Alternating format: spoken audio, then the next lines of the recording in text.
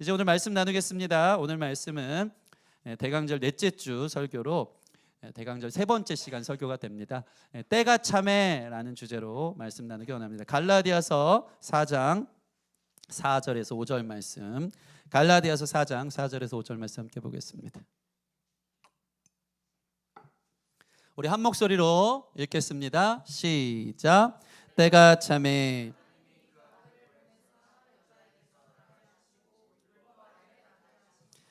율법 아래 있는 자들을 속량하시고 우리로 아들의 명분을 얻게 하려 하심이니라. 아멘. 따라해 보겠습니다. 때가 참에. 옆 사람에게 인사해 봅시다. 때가 찼습니다. 한 번 더 인사할 때 때가 왔습니다. 아멘. 아멘. 여러분, 모든 것에는 때가 있더라고요. 밥도 잘 되는 때가 있어요. 뜸 들을 때 뚜껑 열면은 어렸을 때 엄마한테 맞았던 기억이 있습니다. 밥이 잘 되려면 기다려야 돼요. 뜸 들 때까지 기다려야지 맛있는 밥의 때가 뚜껑을 열면 모락모락 시작되는 겁니다. 우리나라 문화는요, 참 기다림의 문화인 것 같아요. 그죠? 모든 음식이 된장, 고추장 이런 거 전부 다 기다려야 돼요. 숙성될 때까지, 푹 익고 푹 발효될 때까지, 그래야 맛이 나는 겁니다. 모든 것에는 때가 있다는 것입니다. 오늘 본문에 저희가 읽은 이 때가 참에라는 말씀은요, 이제 그 때가 됐다, 모든 것이 준비되었다, 그 때가 되었다라고 선포하고 있는 것입니다. 여기서 이 때는 그저 인간적인 계산에 의한 크로노스, 헬라어로 크로노스의 때가 아니고 하나님의 가장 의미 있는 때, 따라해 보겠습니다. 카이로스. 카이로스라는, 물론 인간의 크로노스라는 역사 속에 2000년 전 예수님이 오신 줄 믿습니다. 인간의 시간과 공간 속으로 그때의 그 흐름 속에, 그 역사의 한 복판에 2000년 전에 오셨지만 그것은 사실 하나님의 가장 의미 있는 때, 완성되는 때, 그때 꼭 오셨어야만 되는 그 놀라운 찰나의 카이로스의 때가 되어진다는 것입니다. 여러분, 오늘 본문 다시 한번 읽어볼까요? 4절만 함께 다시 한번 읽겠습니다. 4절 시작. 여자에게서 나게 하시고 율법 아래에 나게 하신 것은, 이 하나님의 때가 딱 맞춰졌을 때, 이 세례 요한은 그래서 이렇게 선포하더라고요. 때가 찼고 하나님 나라가 가까이 왔으니. 다 같은 말이에요. 하나님의 때에 누가 오셨다고요? 완벽한 타이밍에 하나님이 그 아들을 보내사. 아멘. 가장 완벽한 때에 주님이 오셨다는 겁니다. 하나님의 의도와 계획 속에 전혀 늦춰지지도 또 조급하게 오시지도 않고 가장 완벽한 찰나에 그 아들을 보내셨고, 여자에게서 나게 하셨고, 율법 아래에서 태어나게 하셨지만 율법에 종되어 지옥 백성 되는 게 아니고 그 율법을 다 순종함으로 일절 지키사 구원의 놀라운 자격을 취득하시는 그 때에 예수님이 2000년 전 오신 그 주님임을 여러분 믿으시기 바랍니다. 믿습니까? 아멘. 우리 예수님 역사 속에 우리를 구원하기 위해 하나님의 완벽한 타이밍에 오셨다는 것입니다. 이처럼 여러분, 오늘 본문 이 설교를 통해서 나누고 싶은 것은 주님의 때가 차고 있다는 거죠. 이처럼 주님이 초림하신 것처럼 반드시 다시 오신다고 약속하셨습니다. 하나님의 완벽한 타이밍에, 하나님의 완성된 그분의 카이로스의 때에 지금도 주님께서 준비하시고 이 땅에 오시기 위해, 재림하시기 위해 기다리고 계신 줄 여러분 믿으시기 바랍니다. 하나님의 완벽한 때 예수님이 오셨다는 거죠. 그래서 저는 오늘 설교를 통해서 이 예수님의 초림이 어떻게 해서 역사 속에서 하나님의 가장 완벽한 때였는지에 대해서 세 가지로 좀 나눠드리길 원하고요. 이 예수님의 초림 때에 준비된 때가 동일하게 이 마지막 때에도 마치 정확한 상관관계처럼 이루어지는 것들을 우리가 말씀 속에서 발견하면서, 와, 2000년 전 주님이 우리에게 마치 한편의 드라마를 보여주듯이, 광고해 주시 이렇게 내가 올 것이다라는 것을 이 마지막 때에도 동일하게 함께 비교하면서, 그러니까 주님 오실 때가 차가고 있구나, 주님이 오시겠구나, 함께 동의하고 바라볼 수 있는, 그렇게 분석할 수 있는 귀한 말씀의 나눔 시간이 됐으면 좋겠습니다. 여러분, 저와 여러분들이 아는 것처럼 이 구약 성경은 두 권으로 나눠졌죠. 뭘로 나눠졌죠? 구약과 신약으로 나눠졌습니다. 구약은 뭘 얘기합니까? 이 땅에 오실 예수님. 근데 그 주님이 지금 왔어요, 안 왔어요? 오고 나서 2000년이 지나서 우리는 말세지 말에 살고 있는 거죠. 그 말은 뭡니까? 구약은 옛 언약인데 이 언약이 이루어졌다는 거예요, 아니에요? 이루어졌다는 겁니다. 여러분, 구약에 예언된 예수님이 실제로 2000년 전에 이 땅에 오심을 믿으시기 바랍니다. 하나님의 약속은 변함이 없습니다. 그분이 진짜 오신 거예요. 약속대로. 따라합시다. 약속대로. 하나님의 약속은 반드시 이루어지는 줄 믿습니다. 하나님은요, 인간이 참 안타깝게도 창조하시고 인간과 동행하며 사람들과 함께 영원한 하나님 나라의 교제를 꿈꿨지만 안타깝게도 창세기 3장부터 타락했어요. 하나님을 떠났어요. 그런 우리를 포기할 수 없어서 그때부터 약속이 시작돼요. 내가 너희를 구원하기 위해 그 아들, 내 아들을 보내겠다. 이게 창세기 3장부터 나와요. 그래서 구약은요, 전체가 내가 예수님을 보내겠다는 약속의 구구절절이 나와 있는 하나님의 외침이 되어지는 것입니다. 이 창세기 3장 15절 이런 거 기억해도 되거든요. 이걸 원시복음이라 그래요. 하나님이 인간이 타락하자마자 니네 쓸데없어, 나 버릴 거야. 그게 아니고 난 널 포기할 수 없어. 내 아들을 보내줄게. 그 약속을 약속하신 내용이 바로 창세기 15장에 나와 있어요. 함께 읽어볼까요? 창세기 3장 15절 시작. 내 후손도 여자의 후손과 원수가 되게 하리니 여자의 후손은 내 머리를 상하게 할 것이요 너는 그의 발꿈치를 상하게 할 것이니라 하시고. 아멘. 이게 지금 뱀한테, 사탄 마귀한테 하나님이 하는 말이에요. 내가 너로 사탄에게 여자와 원수가 되게 하고 사람과 원수가 되게 한다는 거예요. 그리고 내 후손도 여자의 후손과 원수가 되게 하리라. 여기서 얘기하는 여자의 후손은 누구를 말하는 거죠? 예수님을 말하는 거예요. 여자의 후손과 원수가 될 건데 그 여자의 후손 예수님은 너의 머리를 상하게 할 것이다. 할렐루야. 완전히 박살내는 거예요. 완전한 승리가 예수님이 2000년 전 이 땅에 오심으로 이미 이루어진 줄 믿으시기 바랍니다. 예, 마귀는 그 뒤꿈치를 해야 할 뿐이에요. 예수님 십자가 달려 죽였을 때 자기가 승리했다고 생각하지만 부활의 놀라운 머리를 박살내는 일이 있을 줄 몰랐던 거죠. 여러분, 우리 주님 승리의 주님, 약속을 이루시는 구원의 주님인 줄 믿습니다. 그래서 놀랍게도 구약의 약속이 그대로 이루어졌다는 증거가 신약에 나타나 있는 거예요. 신약의 사복음서. 사복음서가 뭐예요? 말씀해 보세요. 마태복음, 마가복음, 누가복음, 마지막 하나가 요한복음. 이 사복음서에 예수님이 역사 속에 오셔서 어떻게 그분의 사역을 이루시고 완성하셨는지가 구구절절히 기록되어져 있다는 겁니다. 이걸 보면 하나님 약속을 이루시는 분이다. 아멘. 예, 그 하나님의 놀라운 카이로스의 때에 예수님 오시고 주님의 놀라운 구원을 이루셨다는 겁니다. 자, 그럼 아까 이야기한 것처럼 이 놀라운 인간들의 크로노스의 시대에 예수님이 어떻게 그 하나님의 완벽한 타이밍에 오실 수 있도록 준비되어져 있는지에 대해서 오늘 제가 중간기, 따라해 보겠습니다. 중간기의 역사를 알려드릴게요. 오늘따라 제가 따라야 하는 걸 많이 하고 있어요. 왜냐하면 여러분들 좀 쉽게 해야 되겠다. 약간 좀 그런 마음이 있습니다. 그래서 이 중간기 역사 속에 하나님이 어떻게 일하셨는지에 대해서 제가 여러분에게 좀 나누어 드리길 원합니다. 이 중간기는 어떤 시대냐면요, 구약과 신약 사이에 있는 시대예요. 구약에서 바로 신약으로 넘어가지 않았어요. 구약과 신약 사이에 자그마치 역사를 보면 400년의 중간기가 있어요. 근데 이 중간기를 영적으로 보면 신학자들이 얘기하는 걸 보면 영적 암흑기다. 왜요? 하나님이 침묵했던 때예요. 구약의 말라기의 예언이 끝나고 자그마치 400년 동안 하나님의 음성이 없었어요. 하나님의 예언이 없었어요. 그러니까 다들 방황해요, 안 해요? 방황해요. 그래서 영적으로 침체되고 하나님의 침묵기가 바로 이 400년 동안의 중간기라는 것입니다. 그러나 여러분, 제가 여러분에게 설명해 드리고 싶은 건 이 400년에 아무 일도 안 하고 침묵하시고 아무 말씀이 없으셨던 하나님이 여전히 일하고 계셨다는 것을 제가 여러분에게 오늘 말씀을 통해 증거해 드리려고 하는 것입니다. 여러분, 우리 하나님 여러분이 보지 못한다고, 느껴지지 않는다고 일하지 않는 분 아닌 줄 믿습니다. 우리 하나님 여전히 일하시는 줄 믿습니다. 여러분, 내가 느껴지지 않아도 우리 하나님은 일하신다. 우리 옆 사람에 고백해 볼까요? 우리 하나님 여전히 일하십니다. 아멘. 그 믿음으로 오늘 한번 찾아가고 추적해 봤으면 좋겠습니다. 여러분, 첫째로 이 중간기, 하나님이 안 계신 것 같았던 이 중간기에 이 암흑기 하나님 어떻게 일하셨냐면 바로 헬라 제국이라는 알렉산더 대왕의 헬라 제국, 역사 시간이 오늘 헬라 제국의 통일이 이루어지는 일이 예수님 오기 전에 400년 전에 이루어진 것입니다. 이게 이스라엘의 역사가 아브라함을 부르면서 이 3,000년의 역사가 구약의 역사거든요. 그 중간에 어떤 일들이 있었죠?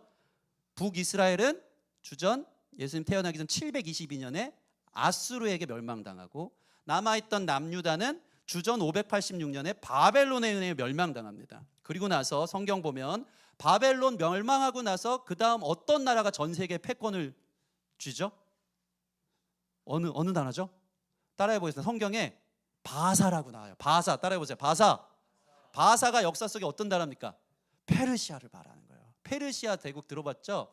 바벨론 이후에 어떤 나라가 이 세계에 영원한 나라는 없어요. 그 대단한 나라들도 다 무너지게 돼 있어요. 바벨론이 영원할 줄 알았지만 바벨론이 무너지고 그 뒤에 성경 보면 바사라는 페르시아가 전 세계를 패권을 장악하고, 그 다음 나라가 기원전 4세기에 알렉산더 대왕을 통한 헬라 시대가 펼쳐지는 거예요. 헬라 제국, 헬라 통일 시대가 펼쳐지는 거예요. 왜 헬라는 어떤 시대면 그리스예요. 그리스.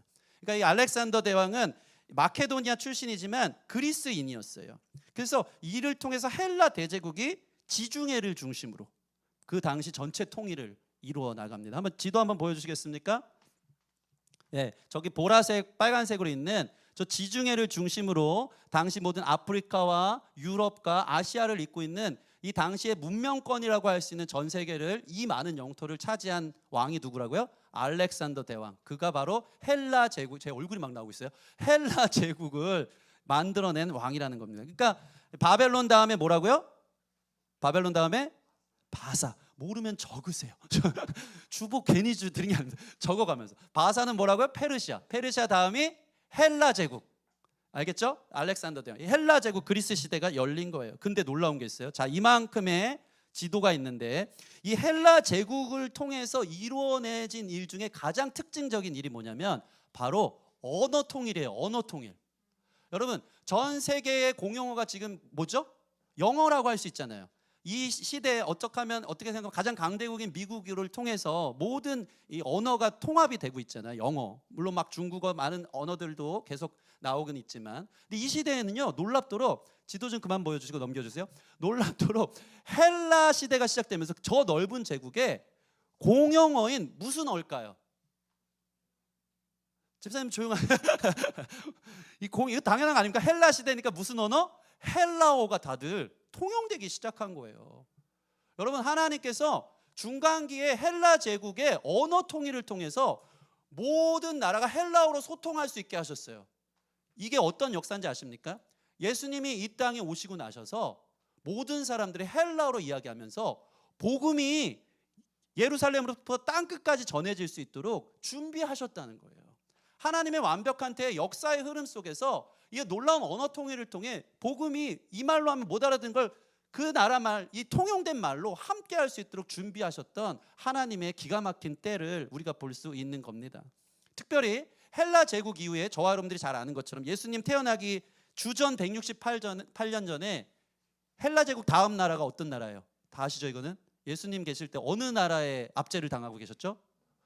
잘하십니다. 따라해봅시다. 로마가 그 다음 나라가 돼요. 전 세계의 패권을 잡는 신흥 로마 제국이 떠오릅니다. 근데 이 로마가 마케도니아를 격파하고 헬라가 로마의 영향권으로 편입됐을 때 로마가 잘한 일이 있어요. 로마가 제일 잘한 게 뭘까요? 바로 도로 사업이에요. 여러분 잘 아시죠? 모든 길은 로마로 통한다. 로마는요, 제국을 건설하고 나서 제일 먼저 한 일이 뭐냐면 교통망을 다 열어놓은 거예요. 통신망, 그러니까 이 거리를, 그래서 마차들이 전부 다 다닐 수 있는 길을 뚫어놨어요. 그래서 마차들이 저 구석에서 이곳으로 오게 하면서 모든 정보와 문화와 군사력을 쉬운 삽시간에 함께 소통할 수 있도록 길을 열어놓은 게 로마의 일이라는 겁니다. 여러분, 우리 예수님 이 로마의 압제 아래 태어나셨어요. 그때 오셔서 구원자 되심을 선포하기 위해 바울 사도와 수많은 예수님의 제자들이 주님의 복음을 땅끝까지 전할 수 있도록 길을 준비하셨다는 겁니다.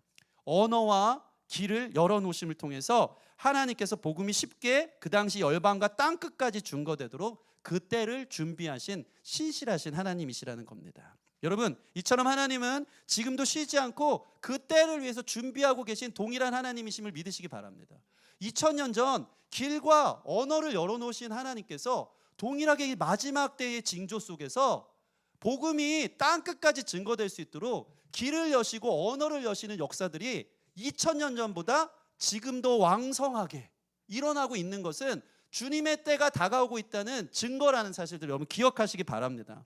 이게 구약에도 예언되어 있어요. 다니엘서 12장 4절 한번 볼까요? 다니엘 12장 4절 시작. 다니엘아 마지막 때까지 이 말을 간수하고 이 글을 봉함하라. 많은 사람이 빨리 왕래하며 지식이 더하리라. 여러분 여기 보면 많은 사람이 어떻게 해요? 빨리 왕래하며 지식이 더하리라. 여러분 생각해 보세요. 이 시대는요 2000년 전 그리스 로마 시대보다 교통과 지식과 정보의 통신이 비약적인 발전을 이루었어요. 말도 안 되는 시기 아닙니까? 하루길이면 지구 반대편까지 날아갈 수 있는 시기가 열린 거예요. 엄청난 미디어의 발달로 지금도 여러분 SNS 열면 지구 반대편의 사람들과 소통할 수 있어요 없어요? 해요. 언어로. 그 사람들 저 구석쟁이에 있는 그 소수민족들 사이에 있는 그 삶의 모양들을 그 문화들을 그들의 삶을 SNS 보면서 그들이 지금 이렇게 살고 있구나. 엄청난 세상이 열린 거예요.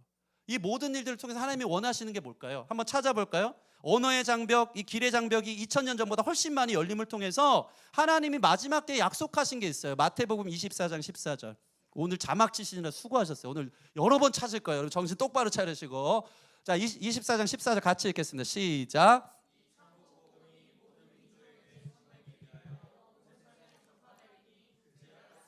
아멘. 끝이 언제 온다고요? 이 천국 복음이 온 세상에 전파될 때.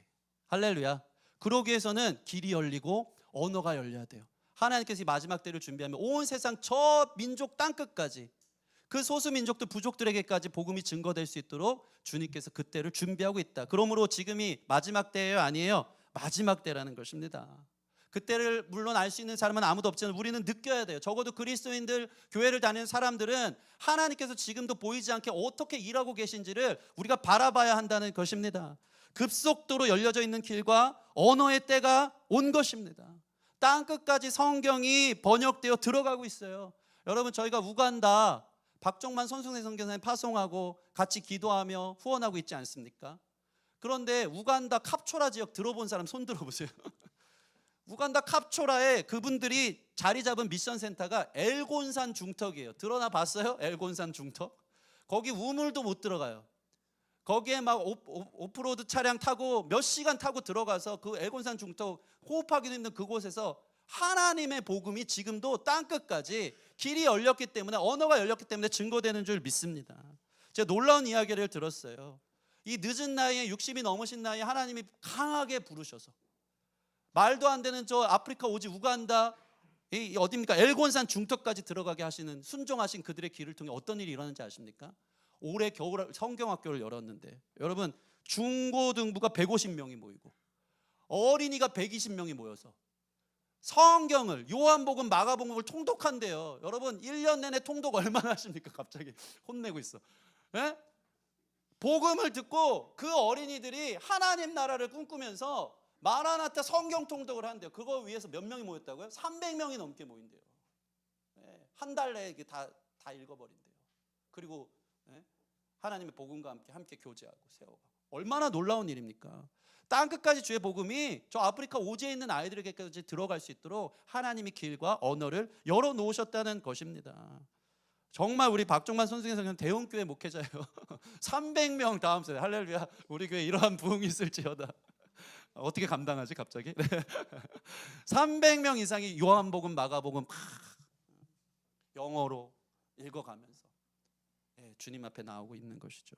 여러분 현재 세계에 7,396개의 언어가 있대요. 소수민족 포함해서. 근데 아직 성경이 번역되지 않은 민족이 544개밖에 안 남았대요. 땅끝까지 주의 복음이 온 세상이 전파되리니 그제야 끝이 오리라. 주님의 오실 날이 멀지 않았습니다. 이 체감이 있어야 돼요. 이 체감. 그리고 그 주님의 복음이 땅끝까지 증거되도록 그 마음이 우리가 왜 사는지에 대해서 다시 한번 생각해 봐야 된다는 것입니다. 두 번째는요, 중간기 때 예수님이 이 땅에 오실 수 있도록 하나님께서 준비한 게 있어요. 그것은 거점이에요. 거점. 디아스포라 유대인들이 가는 곳마다 뭘 지었을까요? 회당을 지은 거예요. 이거를 어떻게 이루어지냐면 바벨론 포로기 때, 그러니까 하나님의 엄청난 경영이에요.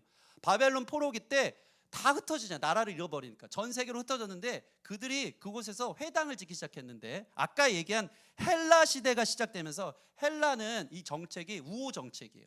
그래서 헬라 시대가 시작되면서 우후죽순처럼 이스라엘 백성들이 가는 곳마다 땅끝까지 다 회당들을 짓기 시작한 거예요. 근데 여러분, 저와 여러분들이 아는 것처럼 예수님이 오시고 나서 복음이 증거되기에 사도 바울을 중심으로 선교 여행을 다닐 때 가장 먼저 간 곳이 어디죠? 회당이거든요. 바울 사도의 이 선교 전략은 회당 선교였어요. 회당에 가서 거기서 주의 말씀을 전해요. 왜요? 회당에 가야 구약의 말씀이 있거든요. 그 당시 양피지 비싼 성경이 회당에 있었고 예수님도 회당에 가셔서 누가복음으로 사명선언을 하시면서 성경을 읽었듯이 바울은 유대인들을 사랑한 마음도 있지만 유대인뿐만 아니고 이방인의 뜰과 같은 곳, 하나님을 경외하는 이방인들도 있는 그 회당을 선교의 거점 삼아서 거기서 성경을 읽어주고 복음을 전하기 위한 최고의 전초기지로 이 회당을 삼은 것입니다. 근데 또 동시에 주의 복음을 가장 잘 전할 수 있는 곳이 회당이었으면서 동시에 이 회당에서 제일 많은 핍박을 받죠. 이게 성경의 하나님의 영광과 고난에 공존하는 길이에요. 그러니까 회당에서 주의 복음을 전하다가 유대인들은 어디서 이상한 이방도를 전하라고 하면서 막 돌로 쳐 죽이려 쫓아오고 실제로 돌에 맞아 죽을 뻔한 적도 많고, 그러니까 가장 핍박이 심했던 곳도 회당, 그리고 이 회당에서 거점을 삼아 주의 복음을 전할 수 있었던 것도 이 회당. 2000년이 지난 지금 하나님께서 쓰시는 곳은 회당이 바로 어디로 말씀하시는 거죠? 바로 따라해 보겠습니다. 교회예요. 믿으십니까? 땅 끝까지 교회가 안 세워지는 곳이 없어요. 디아스포라 유대인처럼 디아스포라 예배자와 같은 이 마음을 가진 하나님 나라 나그네와 같은 백성들이 가서 주의 교회를 짓고 그곳에서 복음을 전할 수 있는 전초기지를 만들고 있음을 믿으시기 바랍니다. 근데 놀라운 것은 마지막 때에 교회에서 제일 핍박도 많아요. 왜 그럴까요? 여러분, 진리는요 항상 비진리가 있거든요. 다시 말해서 우리가 저 가평길 쫙 가다 보면 꼭 그렇게 원조를 그렇게 붙여놨어. 원조 국밥, 무슨 원조 돼지머리, 원조 써놓은 이유가 뭐예요? 짝퉁이 많아서. 제가 중국에 가서 베이징 가니까 짝퉁 시장도 있어요. 엄청 커요. 거기 가면 명품 짝퉁으로 다 만들어놨어요. 되게 쌉니다. 1,000원, 2,000원을 막 살 수 있는. 짝퉁은 왜 있죠? 원조가 있기 때문에. 여러분, 교회 안에서 이런 핍박과 환난과 우리의 복음을 막 변질되게 하는 일들이 교회 안에서 비진리들, 다시 말해서 이단들, 사이비들, 거짓 그리스도인들이 어디서 일어나요? 교회에서 일어나요. 유대인 회당에서도요, 예수님 복음 전하는 다른 사람들이 율법주의자들, 다른 이단들을 선포하면서 교회를 막 회당을 혼란스럽게 만들었던 거죠. 지금도 동일하게 이 마지막 때 하나님 준비하시는 것은 교회를 통해 일하시며 동시에 교회의 핍박의 시대가 온다는 겁니다. 여러분 한번 말씀 한번 찾아볼까요? 마태복음 24장 4절 5절. 마태복음 24장 4절 같이 읽겠습니다. 시작. 예수께서 대답하여 이르시되 너희가 사람의 미혹을 받지 않도록 주의하라. 많은 사람이 내 이름으로 와서 이르되 나는 그리스도라 하여 많은 사람을 미혹하리라. 이게 마지막 때의 증거라는 겁니다. 징조라는 거예요. 실제로 교회의 이름으로 가짜가 많아요, 안 많아요? 엄청 많아요. 모든 이단이 왜 하필 그렇게 교회에서 많은지 모르겠어요. 하나님의 교회도 다 예수님 믿는다고 하면서 끝이 다른 이단이에요. 신천지도 교회예요. 신천지 교회, JMS, 제7일 안식일 교회, 그 이단들, 가짜 그리스도인들이 교회에서 판을 치면서 혼선을 주고 핍박을 하고 우리 마지막 때에 후기 기독교 사회에 교회가 설 자리를 없도록 혼란스럽게 만든다. 이게 지금 하나님의 때가 차는 증거라는 것입니다. 여러분, 이단이 판을 칠수록 주님 오실 날이 멀지 않았습니다. 주의 진리를 참된 교회의 복음으로 세워갈 수 있는 사명자로 일어서기를 주님의 이름으로 축원합니다. 우리나라처럼 이단이 많은 데가 없어요. 예전에도 얘기했던 것 같아요. 우리나라는 자칭 하나님이 20명이나 된대요. 대단한 믿음이에요. 무섭지도 않나? 자칭 모세가 30명이 된대요. 모세가 왜 이렇게 많아? 가평 강을 막 여나봐요. 자칭 모세 30명. 저 강원도에는 엘리야도 있답니다. 여러분 가서 기도 한번 받으세요. 얼마나 대단한지. 우리나라 대단한 나라예요. 네, 이러면서 거짓 그리스도인들, 적그리스도들이 나타나서 우리를 혼란스럽게 할 때에 마지막 때구나. 2000년 전 중간기에 일어난 역사처럼 하나님이 동일하게 교회를 통해서 그때를 우리가 그려보고 상상하고 준비할 수 있도록 그 조짐들을 감각적으로 알 수 있도록 주님이 동일하게 말씀하신다는 사실이죠. 마지막 어떤 증거가 있냐면, 자, 이 중간기의 침묵기에 유대인들 안에 메시아 도래사상이 엄청 커져요. 왜요? 침묵기이기 때문에 아무 말씀이 없으니까 인간의 한계를 느낀 거예요. 율법의 한계를 느껴요. 율법의 한계가 뭡니까? 이 당시에 많은 율법학자들이 있었는데 구약 성경을 막 분석해도 하나님이 언제 오신지 모르겠고 도무지 우리의 힘으로는 이 종교를, 이 유대교를 어떻게 이끌어가야 될지 모르고 자신들의 힘의 한계를 느끼기 시작하면서 이상한 파들이 나타나요. 이 바리새파 같은 경우는 율법을 다 지키면 구원받는다고 하지만 결국은 형식의 껍데기만 남은 파예요. 바리새파가 이때 등장해요. 사두개파 많이 들어봤을 거예요. 이 사람들은 정치와 종교를 야합하는 파예요. 이들은 말씀을 다 뺄 걸 빼요. 부활도 없다고 믿는 사람들. 그러면서 자신의 정치 야욕을 이루기 위해서 나갔던 율법에 타락하는 시대가 이 중간기 때 일어나요. SNF파, 이거다, 이 세상 아무 소용없다, 다 광야로 도피한 파. 젤럿 당원들, 야 우리 힘으로 구원을 착취하자 하면서 로마에 대항하려는 그런 독립투사 같은 사람들도 막 일어나는 거예요. 얼마나 혼란의 시기인지 모릅니다. 이 얘기는 뭐냐면 한계를 느꼈다는 거예요. 여러분, 이스라엘 백성들이 정확하게 신기하게도 광야로 출애굽되기 전에 애굽에게 몇 년 동안 압제당하죠? 400년. 중간기도 400년. 400년 동안 그들이 엄청난 노역과 고통 속에 있을 때 그들이 뭘 했죠? 구원자 주님을 기다리고 메시아 도래를 기다리며 하나님 우리를 구원해 주십시오 부르짖는 일들이 있었어요.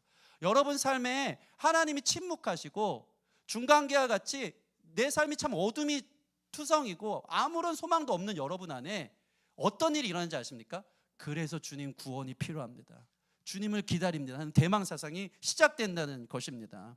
그래서 인간이 세워간 나라로는 어떠한 소망이 없기에 주님이 방법입니다, 주님이 답입니다, 주님 오시옵소서 하는 이 대망사상이 일어난 것처럼 이 마지막 때에도, 주님 오시는 때에도 동일한 일들이 일어나고 있다는 것입니다. 한번 볼까요? 마태복음 24장 7절 말씀 같이 읽겠습니다. 시작. 민족이 민족을, 나라가 나라를 대적하여 일어나겠고 기근과 지진이 있으리니. 저는요, 이 최첨단의 나라, 모든 과학과 문명이 발달해서 잘 사는 나라를 만든 이 전 세계가 유토피아가 됐습니까? 그러지 않습니다. 여전히 전쟁이 끊이지 않습니다. 인간이 만들어낸 이 나라의 끝. 그리고 곳곳에 기근과 지진이 있으리니. 기근도 사람이 만들어낸 재해고요, 지진도 사람이 만들어낸 재해. 이 기후 위기 속에 온난화를 만들어낸 게 누굽니까? 사람이에요. 사람이 다스리고 사람의 법으로, 사람의 계획으로 다스리는 모든 것은 흑암뿐이라는 겁니다.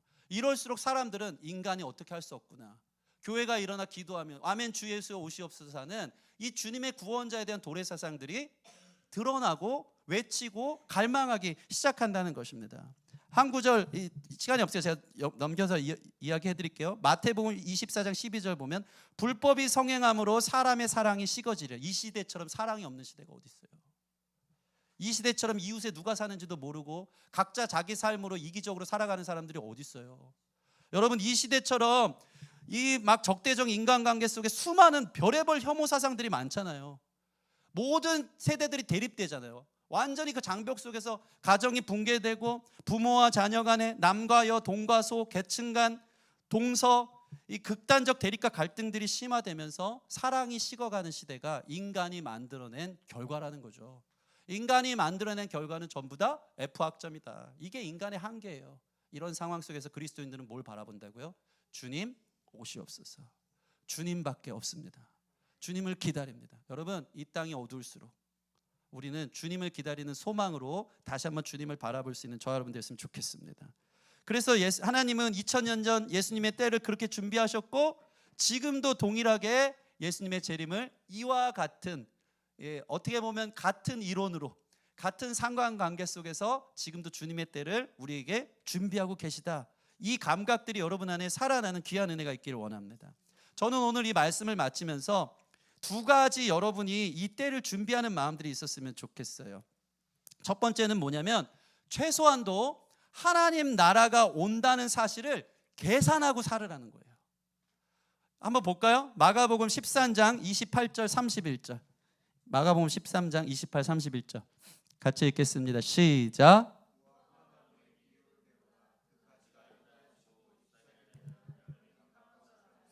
이와 같이 너희가 이런 일이 일어나는 것을 보거든 인자가 가까이 곧 문 앞에서 이른 줄 알라. 내가 진실로 너희에게 말하노니 이 세대가 지나가기 전에 이 일이 다 일어나리라. 천지는 없어지겠으나 내 말은 없어지지 아니하리라. 아멘. 여러분, 성경이요 막 맹목적인 신앙을 얘기하지 않고요 계산하라는 말이 되게 많아요. 너네 상식적으로 한번 봐라.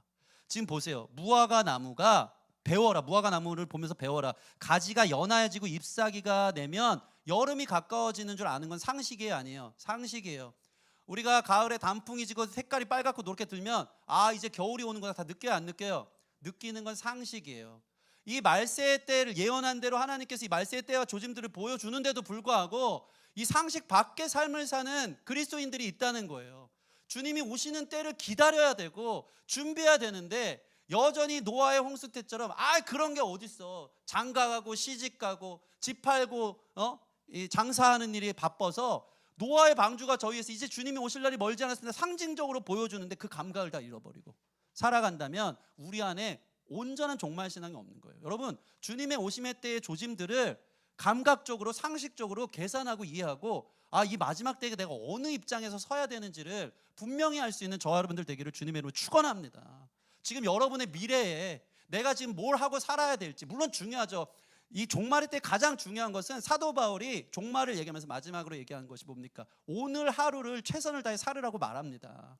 정말 중요합니다. 그런데 그 모든 것이 주님의 때를 준비한 입장으로 하느냐 아니면 주님 오시는 건 나랑 상관없고 내가 이 땅에서 얼만큼 성공과 성취를 이루어내느냐가 중요한지에 대해서 거기에 혈안에서 따라가느냐는 저와 여러분들의 마음속에서 이미 아신다는 거죠. 여러분, 주님의 오심을 준비하는 게 교회의 의무예요. 그 감각을 유지하면서 누가 이 마지막 때를 준비하면서 그 시대적 의무 속에서 사명감으로 일어나야 되겠습니까? 교회예요. 여러분이에요. 그렇게 일어날 수 있는 주님의 오심을 준비할 수 있는 저와 여러분 됐으면 좋겠습니다. 두 번째는요, 그 주님의 때와 함께하는 교회 되기를 주님의 이름으로 축원합니다. 주님의 때와 함께하는 거예요. 주님의 때를 함께 준비하고 함께 기다리고 걸음을 같이 가는 거예요. 어떤 이야기입니까? 가끔씩 우리나라가 국가대표 축구 경기를 보면 어떤 일이 벌어지죠? 축구 선수가 뛰고 안 뛰고 누가 다치고 골을 넣고 안 넣고에 따라서 울고 웃고 하는 일들이 우리 안에 일어나요. 지난번에 제가 제 동생 손흥민 밴쿠버와의 경기에서 아니 연장 후반에 말도 안 되는 프리킥을 넣은 거예요. 그때 주일이었어요. 물론 예배 시간은 아니었습니다. 끝나고 와, 그 손흥민이 넣은 흥분이 저의 흥분이 되고 얼마나 막 난리가 났어요. 너무 기쁜 거예요. 기적이 일어난 거예요. 야, 진짜 프리킥의 신이다. 그러면서 막 엄청 목사 이런 말해서 죄송하지만 그때 천국이 임했어요. 저한테. 와, 너무 행복하더라고요. 그런데 연장 후반 다 지나고 승부차기 때 손흥민이 잘못 차서 승부차기를 놓쳤죠. 그때는 또 지옥이 임하더라고요. 여러분, 왜 그렇습니까? 이게 따라해 볼까요?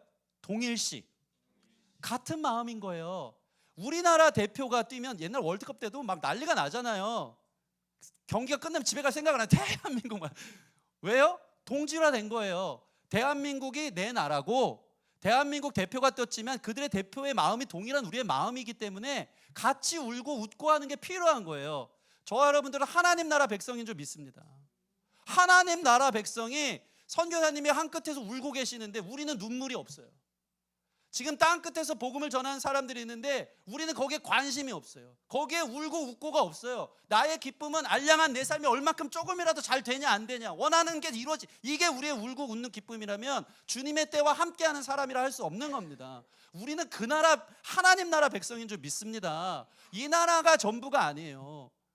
하나님 나라 그 선교 주님의 때 주님이 쉬지 않고 일하시는 것이 우리의 눈물이 되고 우리의 걸음이 되고 우리의 관심이 되어지고 옛날에는요 자그마치 20년 전만 해도 우리나라 이런 타이틀이 있어요. 100만인 선교사 파송운동 들어봤었어요? 우리나라가 100만 명 선교사 파송운동을 했던 때가 있어요.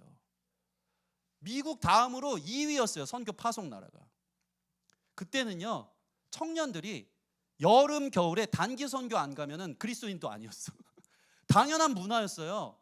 저는 매 겨울 여름 일본, 대만, 필리핀, 중국 하나님 말씀하신 곳으로 맨날 갔어요. 안 그러면 큰일 날 것처럼 돈 모아가지고 그 운동들이 있었어요. 그리고 저는 무슨 선교 캠프다 여러분 이런 열정이 있습니까? 제가 너무 감사한 건 우리 청년들이 지난번 큰 찬양 집회를 가가지고 다음 세대를 위해 기도하는데 눈물이 났대요. 이게 우리 영적인 하나님의 부르심에 주님과 그때를 같이 하는 마음 아니겠습니까?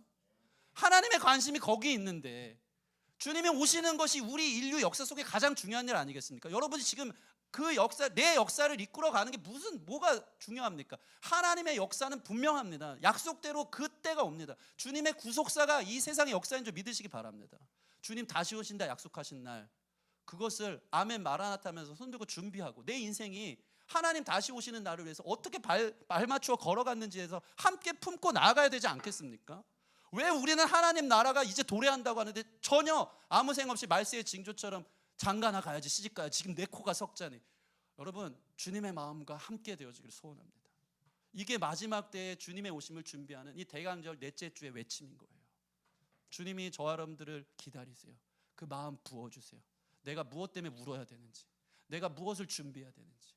이 마지막 때에 주님의 인류 역사 속에서 우리를 초청하실 때 주님이 찾으시는 그 한 교회, 한 성도, 그게 저와 여러분들이 되기를 주님의 이름으로 축원합니다. 우리 같이 찬양하고 기도하는 시간 갖겠습니다.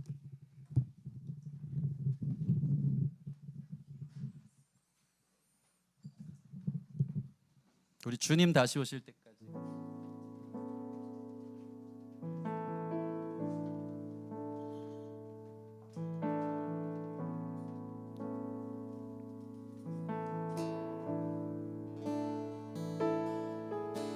주님 다시 오실 때까지 나는 이 길을 가리라. 좁은 길 나의 십자가 지고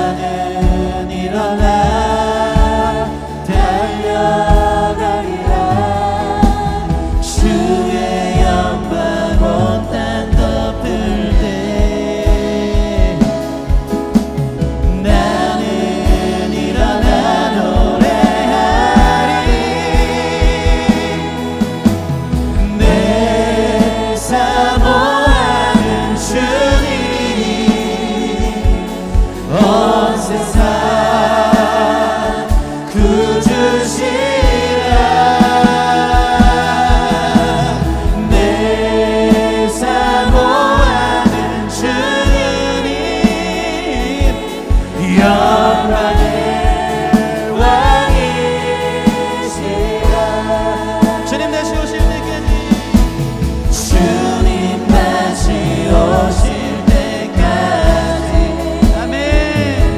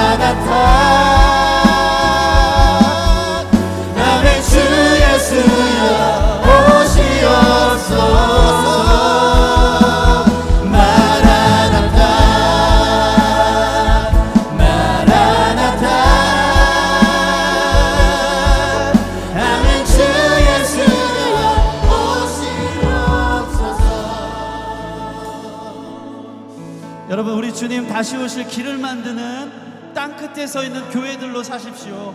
주님이 여러분을 거룩한 교회로, 복음의 전초기지로 여러분의 삶의 자리를 부른 줄 믿습니다. 나의 개인적인 꿈이 아니라 하나님의 꿈이 나의 꿈 되어지기를 원합니다. 주님 구원자 되시고 열방의 소망 되사 이 땅에 다시 오실 날이 나의 꿈 되어질 수 있도록 인도하여 주셔서 그 주님 다시 오신다고, 주님께 소망이 있다고, 그 하나님 나라 대망을 꿈꾸며 나아갈 수 있는 참된 교회들로 설 수 있도록 우리가 이 시간 함께 주님 앞에 나아갔으면 좋겠습니다. 여러분, 신앙생활 한다는 것은 그저 뭉뚱그릇이 뜬구름 잡는 그냥 믿으니까 무슨 느낌적인 느낌, 이게 아니에요. 역사입니다. 역사. 하나님이 이 땅을 창조하셨고요, 그분이 이 땅에 우리를 구원하시러 역사 속에 오셨다는 것이죠. 여러분이 발을 딛고 사는 매일의 삶의 역사 속에 그분은 지금도 살아계신 하나님이시고 역사 속에 다시 오시는 분인 줄 믿으시기 바랍니다. 현실을 사세요. 계산을 하세요. 여러분의 역사 그저 알량한 나의 인생의 크로노스의 시간이 아니라 하나님의 온 역사와 온 우주를 통치하시고 다스리는 카이로스의 때에 내가 발을 맞추고 그 앞에 설 수 있는 우리 모든 성도들의 역사의식을 가진 삶을 살아갔으면 좋겠습니다. 마지막 때라고 말합니다. 주님의 오실 날에 많은 증거들이 말씀을 통해 증거됐고 구약에 예언된 대로 주님이 오신 것처럼 이 마지막 때에 우리가 준비하며 그 때가 찼음을 기억하며 함께 기다려야 되는 줄 믿습니다. 하나님은 교회로 서서 주님의 오심을 기다리고 준비할 수 있는 하나님 나라 역사의식을 갖고 살아갈 수 있는 우리 모든 삶과 인생과 미래와 비전이 되게 하여 주시옵소서. 우리 같이 기도하며 나아가도록 하겠습니다. 함께 기도하시겠습니다.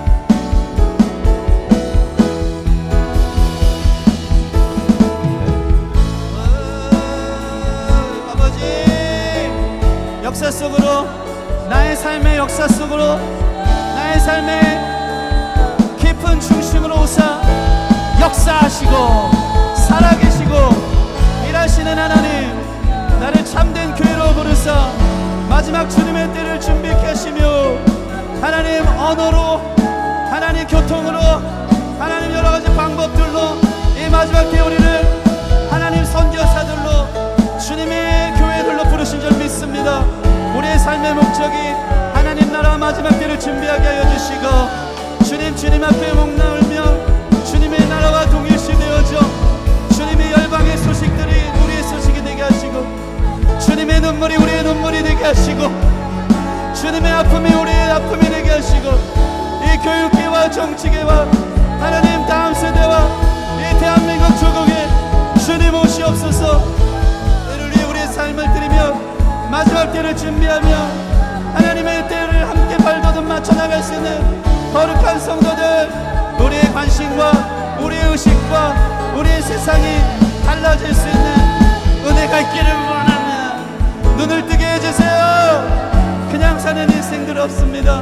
오늘 이 놀라운 복음을 듣고 주님의 때를 준비하라 말씀한 줄 믿으니 아멘. 주 예수의 오시옵소서. 맹목적인 막연한 선포가 아니라 주님의 오심을 함께 준비하며 사모할 수 있는 우리 귀한 우리 성도들 될 수 있도록 주여 인도하시고 역사하시겠소 원합니다. 그렇게 부르심이 있는 자들은 주여 일으키시고 인도하여 주시옵소서. 우리 주님 다시 오실 길을 만들자 십자가를 들고 땅 끝까지 우린 가리라. 우리 주님 하늘 영광